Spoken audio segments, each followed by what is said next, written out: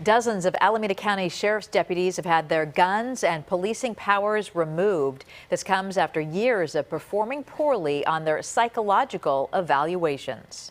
All of the conduct of these deputies over the last several years must be analyzed, must be reviewed, and frankly, needs to be looked at with fresh eyes.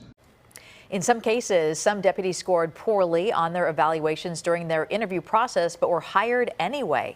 Hello again, everyone. I'm Julie Hayner. And I'm Mike Meeback. The sheriff has taken those deputies off duty, but not off the payroll for now. It is a story that KTVU crime reporter Henry Lee first broke this morning, and he has more on why the sheriff felt the need to take action now. 47 Alameda County Sheriff's deputies now without law enforcement powers for doing poorly on psychological exams going back to 2016. KTVU has learned the deputies received unsatisfactory marks during their background checks and will now be stripped of their guns.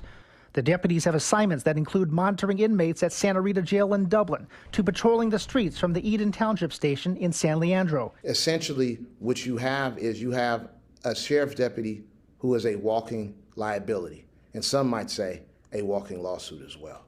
Civil rights attorney Dante Pointer says this is unprecedented. We essentially have close to 50 members of law enforcement who are given a pass to carry a badge and a gun, and they were not qualified. KTVU obtained a copy of the letter sent to deputies on Friday. In the letter, Sheriff Greg Ahern says his office believed they could still hire candidates who were deemed not suited for the job. The sheriff says the deputies can be fully reinstated if they pass a second psych exam administered by an independent state commission. The controversy comes less than 3 weeks after Sheriff's Deputy Devin Williams Jr. was charged with murder for allegedly shooting a couple in Dublin. Authorities say Williams had been in a romantic relationship with the wife, who was a nurse at a county psychiatric hospital.